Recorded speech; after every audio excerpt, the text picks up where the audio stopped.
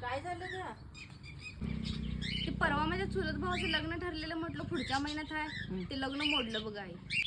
अगं पोरग्याचं नोकरी आहे, सगळं चांगलं आहे, कशानं घर मोडलं ग असं? शेवटच्या क्षणाला येऊ नये त्या मुलग्याचा ते सिबिल स्कोअर कमी होता म्हणून लग्न मोडले. काय करायचं सांगा. आता लई काय काय बघायल्यात बाई, आमच्या वेळेला असं काय नव्हतं बाई. तर पुरी तर कुठं चांगल्या राहिल्यात, 100त 1 4 चांगल्या असतील बघ कुठं तर. होय आई, कुठं आता पोरी तर चांगल्या राहिल्यात. आपली पोरगी कॉलेजला जात्या का कुणासमोर फिरत्या, कुठं जात्या, काय करत्या, काय आई बापाला पाठीमाग माहिती असते सांगा की. आता पोरींची संख्या कमी झाल्या म्हणताना आता काय काय तर काढत बसल्यात बाई. त्यात ह्या मुलगीच्या घरच्यांनी जेवढी मुलाची माहिती काढतात तेवढी जर मुलग्याच्या घरच्यांनी माहिती काढायला लागले, त्या पोरगीची गेल्या 1 वर्षाची कॉल हिस्ट्री जर मागितली तर कितीतरी पोरींची लग्न होणार नाही ताई. म्हणून बघ लई विचार करत बसायचं नाही. मुलगा चांगला असला की आई वडिलांनी देऊन टाकावं.